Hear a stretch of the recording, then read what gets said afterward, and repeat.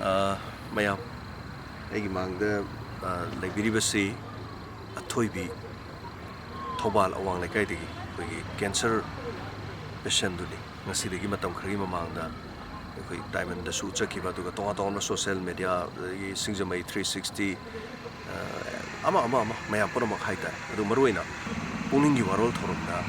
Mamana, Matengna Pangbu, Harakuna, Kuyamdi, Mateng Krakapangjaki. Manipur Meeyam na ngamjang jabalo pachama chani tongbar khai aduga aikoina taba tonga tonga na masa masa da pin na bisu imung manungi number aduga account number aikoina ijaki Meeyam na imung manung number da aduga ngamjang jaba mateng hapiraki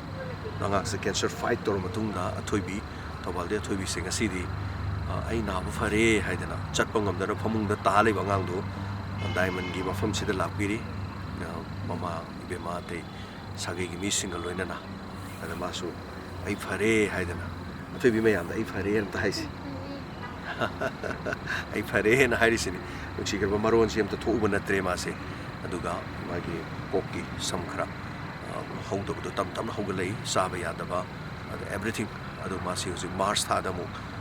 check up ti lei tangai phadaba haidara lupa lak tara mu hena changure adu imung manung na puthokna reiba sagai na te myam khaina dana aduga Manipur Meeyam punamuna khaina dana ngamjabang kang sige mateng pangkibdo ai phare haidana daimanda lakpani aina nungsi mandana Meeyam na mateng pangbikiba ngangdo asidi sigum phibam da leire haiba uchaning dana haita masini akoi kanaguma matagi kari haitari mana longna bagi nati akoi kari mat tongna bagi nati akoi mioi bani akoi ni hingli base akoi mioi amana amagi damaktani akoi punsi se we are made for each other akoi amana amagi damakta semak bani sarak bani masida tonga tongan ba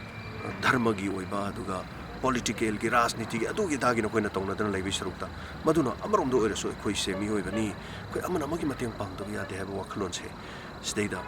ngamjang jaba diamond gi donors group te yaubi Meeyam aduga yaudaba su Meeyam adu mateng pang bir ko Meeyam promoku thaga chari lebak Meeyam bu Athoibi bu anogo punsi ma pibi bagi adu makha tara ko su Athoibi gi tangai patana check up ta haitare